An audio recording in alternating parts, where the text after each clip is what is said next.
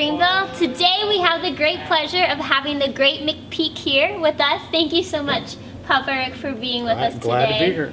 I just want to jump right into it. I want to know, how did you get to be at Greenville College?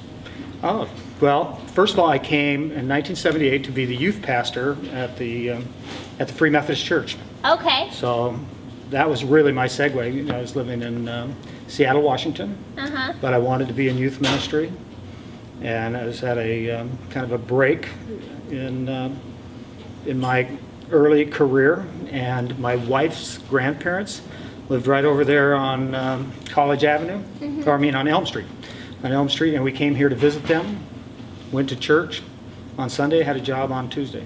Now, how old were you? I was 26. 26. So, and you've been here ever since? No. No. Okay, well then tell me, like, what took you away and what brought you back? Well, what took me away was I think I just had a really hard time adjusting to Midwestern culture. And the weather was just terrible. I mean, I moved here from Seattle and from Alaska. So when you come in here in August, I mean, it's just... The heat. And they did not have good air conditioning.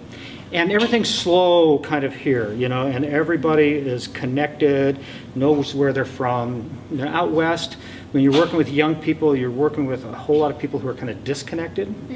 And so when you invite them to be a part, they get connected. Where here, I discovered if you started inviting young people, you were inviting somebody else's people into your church. And it was just a really difficult thing for me. And so I only lasted 1 year. Really? And then I went back up to Alaska and worked in the family business. But by fall, I was pretty involved in the Young Life program in Fairbanks. And actually it was Doug Burley, who was the national director of Young Life, kind of confronted me about why is a person with your abilities in youth ministry cutting meat in Alaska. And I realized that I needed to be in ministry. What was interesting was that folks at Greenville they'd hired a guy to come in for 1 year, and to my surprise they kept calling me and say, well, you're ready to come back, and so a year later here we were again. Back at the FM church? Back at the FM church as the youth pastor. Wow, and so the August heat didn't keep you away? Well, I wasn't surprised by it then. Good, you were ready. Yeah, I think you tackled it with the sprinklers and everything. Yeah. That's how we survived. I sat under the air conditioner. Yeah, good. Very wonderful. So how did you get connected with Greenville College? Well, it was through the church, which was over here at the Whitlock Center. And so that's where the FM church used to be? Yeah, that's the old FM church. Okay. So my office was actually in the lobby there, where you come in the back door off Elm Street. And I had a young guy that just graduated from college that wanted to work in youth ministry. And the church had enough money to hire him half-time, and he had enough energy to work full-time. His name was Greg Groves. And any relation to Stephen Groves? Yes, his dad. Okay. And Greg is also still the youth pastor at the Free Methodist Church right now. Really? Yeah. That is so great. So he and I, good friends, and great partnership in ministry. But what it allowed, Greg was musical, I was not. So we had a big youth choir. Greg directed that, and he did junior high ministry. I did high school ministry and college. So I got involved in just coming across the street, getting to know students, and I taught a college-age Sunday school class. Okay. Back then, the third floor of Whitlock on the far side was all like one big room. That was the youth room. And so I got to know a lot of college students, and I really fell in love with that age group, and with that kind of marriage between faith and thinking. You know, it's being tender-hearted but tough-minded. Yeah. So when I went back from 86 to 90, I pastored a church in Seattle. Okay. But I just really never kind of shook the idea that I wanted to go on and get a real education. So in 1990, we moved back here, and I started a doctoral program at St. Louis University. So we were townies for 4 years, which was really fun. Our kids grew up here. Great. So you're experiencing all of Greenville, Yeah, not just yeah. a part of it, which a lot of us, I feel like, are only seeing one side of it, but you experienced the whole. That's wonderful. And I'm sure that's helped you a lot as being a professor here at the college, is like knowing what it's like outside of Yeah, that's this very bubble. important. Yeah, that's awesome. So tell me, I know you have a wonderful wife. I do. I've heard amazing things about Sarah. So tell me a little bit about how y'all met and your engagement story and all of those things. I want to hear. Oh, yes. I want to hear it You all. have to know that. Well, first of all, I have to know that my wife's strengths, I call it, she has the straight A strengths. Achiever, activator, analytical. Those are her top three. Then she has learner and context. So she's the ultimate student. Student and ultimate, like, fix-it person. Maybe the best kind of insight into Sarah was one time we were at Ruth Houston's, and we were going through an exercise with the religion department. If you were stranded on a desert island and you could only have 3 books, what would you choose? And of course, Prof. Hartley, John Donne's poetry. I can't remember. We all had these great classical books, and Of so course. I asked Sarah, well, what would you have? She would say, well, I think I would take the book How to Fix Anything, which then we all realized that she's the only one who would have survived. She's the one that you wanted to take Yeah, with you you gotta because take- so- she would get you through it all. That's right. So Sarah has been that kind of person in my life because, as you know, I'm kind of out there doing All these big doing ideas stuff going everywhere. and all that. And Sarah's kind of response to my career is, and this is a direct quote, well, Rick, you've never had a real job. And of course, Just play job. I'm not going to get a real job. But Sarah and I met at the Warm Beach Camp, which is a big Christian campground in Washington State. I'd been on staff for 5 years there, and Sarah just graduated from Seattle Pacific University Okay. with a nursing degree. And she was studying for the state boards, and the camp director had hired her to do some secretarial work and to be the camp nurse for all the youth programs. Well, I was directing one of the youth programs. So on Memorial Day weekend, I came into the office, which was a little unusual, just to be in the office. And here was this very elegant, tall woman that had a great sense of humor. And I found myself, we just sat there and talked and laughed and joked around. And then she said, well, I'm going back to Seattle, which is about an hour away, to get stuff and all that. And then I'm coming back, and I don't know whether I invited myself to go along or whether she invited me. There was also a Andre Crouch concert going on SPU's campus. So I think she and I, and maybe there were a couple of others, went down, spent the evening there, and then just drove back. But it created a great friendship. We just could talk, and camps. Even though you don't have a whole lot of time, things move rapidly. Pretty Both of quickly. us had just graduated from college. So you're ready. Yeah, my family had just moved to Alaska. Camp season was over around in early August, and so I was going to go to Alaska. I hadn't even been up there. My family had sold out in Washington and gone up to Alaska. So Sarah was still working on staff there. So I went to Alaska, but I had to come back to a wedding in Moose Jaw, Saskatchewan. Now at this point, were y'all dating yet? Yeah. Okay. Well, I hadn't given her a promise ring or anything. You were just dating. We had smooched, let's put it that way. Okay. So, once you start doing that, now you're dating. Yeah. So, Sarah lived in Warsaw, Indiana. So she had gone back home, and so I was all the way out to Saskatchewan, which is still 1,000 miles away. But I thought, well, I'm close enough. So I decided to go out and see Sarah. I was enrolled in seminary, but it didn't start until October. And this is very indicative of kind of how our This is how relationship you are. works. You know. Uh-huh. I had no ring or any of that. I was going out to see Sarah. Uh-huh. And got there fairly late in the evening, and so we were up sort of, everybody else had gone to bed, and so we were catching up and talking.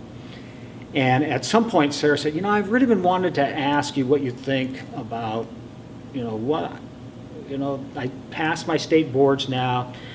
I've got, all my stuff is still in Seattle, but I've got this opportunity. I could go to Phoenix. My uncle is doing surgery in Rwanda, and I've talked about doing that. And I said, I'd just like to have your input on what you think I ought to do. Well, it didn't make any sense to me that she would be doing something that took her away from me, or just to do something that didn't include this relationship. That, it's weird. You don't know always quite how to talk about that. And I was saying, well, we could do this, could do that. Yeah, saying, well, what about? Yeah, don't you love me? But no, I think we already knew that we were going to be together. Okay, so how long had you known each other to this point? This is like September, and we met in the last weekend of May. Okay, so a few months. Memorial Day so in a very sort of McPeakian moment, I said, why don't we just get married and we'll figure it out? And because that fixes it. Yeah, it does. Then you have to be together. Yeah. And she said, all right, well, when? And I said, well, I got to go to start in seminary, and, so we have a Christmas break. So we thought about it. I said, well, the 19th of December. All right, she said, I'll call the church. So right then, and that very night, you didn't know that you were going to get engaged. Nope. But you got engaged, and you set the wedding date all in the same. That is like every couple's dream. No, do you think so? I think it's just set the wedding, the date of the wedding, the same night you get engaged. Like, that's pretty much unheard of. We had to change it the next day, though, because the church wasn't available? The church was booked, so we moved to the 20th. Well, the next Yeah, and day. had we known, because there was the worst winter storm, my family literally totaled their car on the way out. So we the were 20th we were young and foolish, and we were figuring it out on the fly. So the first Christmas after y'all, it was the first Christmas that you'd met each other. Like the first Christmas you knew who each other were. You were married. We were married, yeah. That's wonderful. Yeah, we got married in Indiana, and we had Christmas in Washington. Okay. So we had like a 2.5-day honeymoon, in which I caught a flu bug from one of the little flower guys, or what do they call them? Flower girls? Ring bears. His little brother was sick, and so the second day of the honeymoon, I was puking sick, laying in the back seat of the car driving. You're like, this is what marriage is, right? Yeah. Right here. For Driving better or for worse, sickness or health. Yeah. That's wonderful. That's a beautiful story. Yeah, I love it. So tell us a little bit about, I know that you have this thing with community. You started a community house, and I've heard you speak a little bit about it. From your perspective, what does community mean? What is community to you? Community is the context in which Christianity makes sense. Okay. So that's the first part. I don't see any way in which you can understand our faith outside of that context. Given that, I have discovered several books, and I've had numerous experiences where that's been affirmed over and over again. And I would say, a marriage is your primary unit of a community, but a community is simply a group of people who have learned to communicate effectively. And to communicate effectively, you have to become like an expert on each other and on the dynamics of community. And what I see happening so often is that we we go into situations pretending like those dynamics don't exist. So we walk into a classroom and we don't recognize that we're walking into a community. And so you walk past people, you don't say hello, you don't learn names, and the next thing you know, you're living in a profoundly fake environment and acting as if you're studying your faith and ignoring everybody around you. So for me, a lot of it has just been trying to be aware of what it actually is that I'm doing when I'm talking or doing or something like that. And it always affects someone else.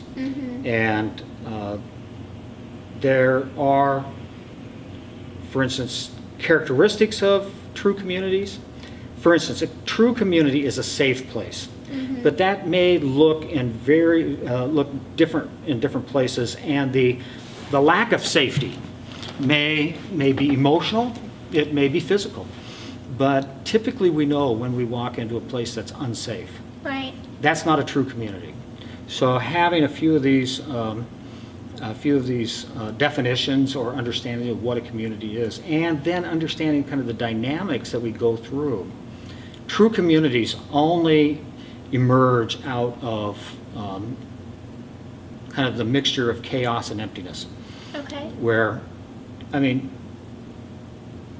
marriages, you're going to have your most profound fights in a marriage, but you have to learn to fight gracefully. And communicate through those fights. You communicate, but it's going to be real. Right. So it is going to be chaos, but most of us want to retreat, and this, M. Scott Peck wrote a book on this called The Different Drum. Most of us want to retreat into some kind of organization, when in reality, true community comes by the emptying of ourselves. And when I read that, I was reminded of what Ben Wayman talked to us about in chapel earlier, that Christ himself emptied himself of his godness to take upon himself the form of a servant and be made in the likeness of man. And I realized this is profoundly Christian. Peck is not writing as if it's Christian, but learning to empty ourselves. And sometimes you have to empty yourself of your theology even. Right. And of your need to save people and all of that in And order what to you empty. know. And then you enter into a community, Right. and in community, profound healing and reconciliation take place almost spontaneously. So having experienced that and having some kind of understanding of it, I can't seem to let go of my desire to see that happen wherever I. So the question, how can the church be a community, is actually reversed of what it should be. The church is a community. It is. It might be dysfunctional. Right. But I think your question is still great. How is it that we become a community? And our primary habit of emptying ourselves is confession and forgiveness. That seems to be the answer. To one another, not To one just another. to a hierarchy, just Yeah. to one another. Whenever. It doesn't matter, that's what our worship is about. That when we need to confess and be forgiven, we confess. When we need to forgive somebody, we forgive. That's simple but very difficult. But you think about all the things you have to empty yourself of to simply forgive someone. Yes, but no. It goes against everything the culture says. Yeah, but it brings us into alignment with everything that God is about. God was in Christ reconciling the world to himself, not counting their sins against them. That's profound, and that's what we have to do. So for me, letting go of my need to have my son be a football star when he wants to read books, my need to have anybody in my life do things a certain way. Sure. You let people be who they are, and you don't quit on them.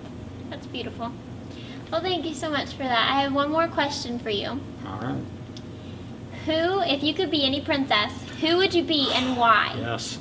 It's hands down no questions asked. questions. It's Snow White. Snow White. Snow White. Tell me why. This little girl was able to over-receive everything that happened to her in such a profound way. And to see in all of those ugly little men called dwarves, kind of their individual glory. And I just can't get beyond that. So I would like to be able, like her, to see each person for their own individual beauty and glory. And so that's my favorite. That's so funny. I aspire to be Snow White. My sister says out of all the princesses, that's who she would pick really? for me. And I love that is what I love about her. I love She's that the prototype, too. She goes into the woods and she befriends these 7 men who nobody else would befriend and who hide away in the woods because nobody else wants anything to do with them. Yeah. That's beautiful. I love it. Wonderful. Well, in just a few minutes, right after this commercial, we are going to be playing a super fun game, Quick Lightning Pictionary. So we'll be back in just a few minutes.